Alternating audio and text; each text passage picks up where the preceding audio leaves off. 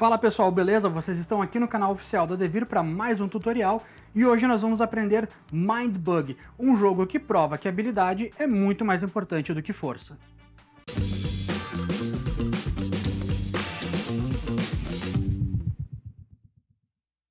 E isso é o que nós vamos encontrar dentro da caixa de Mind Bug. Um contador de vida, duas cartas de Mind Bug e uma carta de referência para cada um dos dois jogadores, além de diversas cartas de criaturas que nós vamos usar para as batalhas. Agora vamos dar uma olhada nas regras. Cada jogador então deve pegar suas duas cartas de Mind Bug, sua referência de regras e também o seu contador de vida e colocar com o número 3. Depois de embaralhada todas as cartas, cada jogador vai receber um total de 10 cartas. As demais cartas nós podemos devolver para a caixa do jogo que nós não vamos utilizar nessa partida. Dessas 10 cartas que cada jogador recebeu, ele deve comprar um total de 5 cartas. Nós devemos manter as cartas em segredo do nosso adversário. O objetivo de Mind Bug é fazer com que o nosso adversário reduza sua vida até chegar a 0, que nesse marcador é representado por esta caveirinha aqui. Ou se na vez do jogador ele não puder fazer uma das duas ações principais, que nós já vamos ver como é que ela funciona. O jogador, na sua vez, sempre vai ter que fazer uma de duas ações. A primeira ação é baixar uma carta na mesa. Após fazer isso, imediatamente nós devemos repor a nossa mão para ficar com 5 cartas. Agora que essa carta está em jogo, o nosso adversário deve decidir se vai querer utilizar o seu Mind Bug para controlar a criatura que a gente acabou de baixar na mesa. Caso ele queira fazer isso, então o jogador deve descartar o seu Mind Bug e esta criatura passa a ser aliada deste jogador. Como vocês podem ver, nós só vamos poder fazer isso 2 vezes ao longo de todo o jogo. Se o jogador utilizar seu Mind Bug para controlar uma criatura adversária, então o turno dele acaba imediatamente e volta para esse jogador. Então agora eu vou baixar uma carta.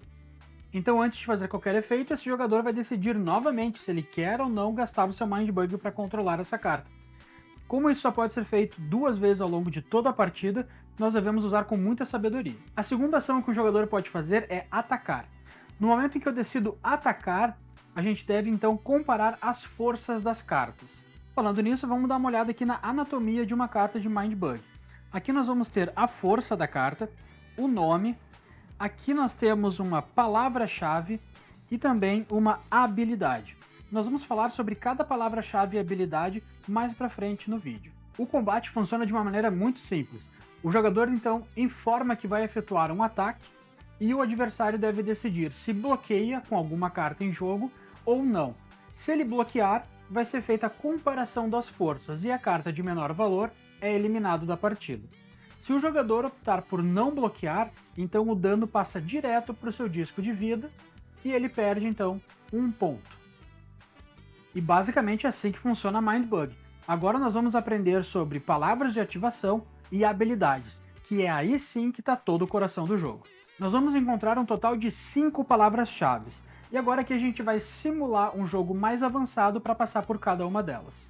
E a primeira palavra que nós vamos ver é caça. Se esse jogador atacar o jogador adversário utilizando essa carta que tem caça, esse jogador deve decidir se ele vai bloquear ou não.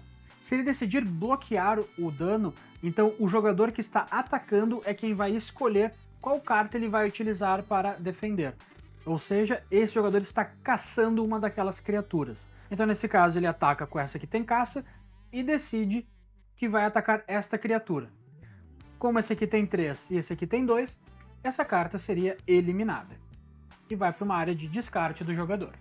Segunda palavra-chave que nós vamos ver é dissimulação. Se esse jogador começar um ataque utilizando uma carta que tenha dissimulação, o adversário só vai poder bloquear um ataque se ele também tiver uma carta com dissimulação. No caso de não ter nenhuma carta com dissimulação, então o ataque do esquilo tigre passaria direto para o jogador, que deveria reduzir em mais 1 seu ponto de vida.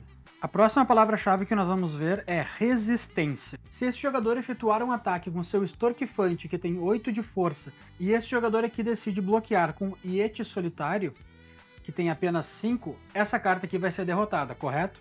Porém, tem resistência. E como ela tem resistência, o que vai acontecer é que nós devemos virar a carta 90 graus e indicar que ela já sofreu 1 de dano. Essa carta precisa ser derrotada 2 vezes para que seja eliminada do jogo. Enquanto ela estiver aqui, mesmo que rotacionada em 90 graus, ela continua funcionando os seus efeitos e sua força. Agora vamos ver como é que funciona o frenesim. Quando esse jogador ataca com uma carta frenesim, esse jogador aqui bloqueia com essa carta. Ele vai perder, porque é 3 e aquela é 5, essa carta vai para o descarte. Toda criatura com habilidade frenesim, quando sobrevive a um ataque, pode fazer um segundo ataque. Então agora atacaria novamente. E por fim nós temos as criaturas que têm veneno. Esse jogador utiliza uma criatura que tem veneno para atacar. Note que ela é bem fraca, tem apenas 1 de força. Se eu decido bloquear com o meu Dragão do Pomar, que tem 3, eu vou conseguir vencer esse combate. Porém, como ele tem veneno, as 2 cartas são eliminadas da partida. Essa por ter perdido o combate e essa aqui por ter sofrido envenenamento dessa carta. Então, as cartas que têm veneno têm esse poder. Algumas cartas ainda vão apresentar 2 tipos de palavra-chave, como resistência e veneno. Então essa carta aqui se aplicam às 2 palavras-chave. E agora nós vamos falar das palavras de ativação. Existem 3 palavras de ativação, sendo ataque. Então o que acontece quando eu ativo uma carta que tem ataque? Se eu colocar o Tubarão-Cão para atacar, a primeira coisa que nós devemos fazer é resolver o efeito de ataque, que é derrote uma criatura inimiga com 6 de força ou mais. Exemplificando, esse jogador vai atacar com o Tubarão-Cão. Primeira coisa, antes desse jogador decidir bloquear ou não, a gente ativa o efeito de ataque. Então ele derrota essa criatura de força 8. Agora sim esse jogador tem que decidir se vai bloquear o Tubarão-Cão ou se vai deixar passar o dano. Agora a gente vai dar uma olhada na palavra de ativação derrota. Essa carta, por exemplo, tem aqui derrota. Quando essa carta for derrotada num combate, tá dizendo aqui, ó, derrote uma criatura. Então esse jogador decide usar esta carta para atacar de força 5, e esse jogador decide bloquear com essa carta também de força 5. No empate, as 2 cartas são derrotadas. Mas agora começam a entrar as habilidades e textos das cartas. Essa carta, por exemplo, tem resistência, ou seja, viramos em 90 graus, como já vimos anteriormente. Quando ela é derrotada, diz que derrota uma criatura. Então ela vai ser derrotada, mas ela pode escolher uma criatura para levar junto com ela. E por fim nós temos a palavra-chave jogar. Sempre que essa carta entrar na área de jogo, nós devemos resolver esse texto. Neste exemplo, jogue uma carta da sua pilha de descarte. Então eu baixo essa carta aqui na minha frente e resolvo imediatamente o efeito.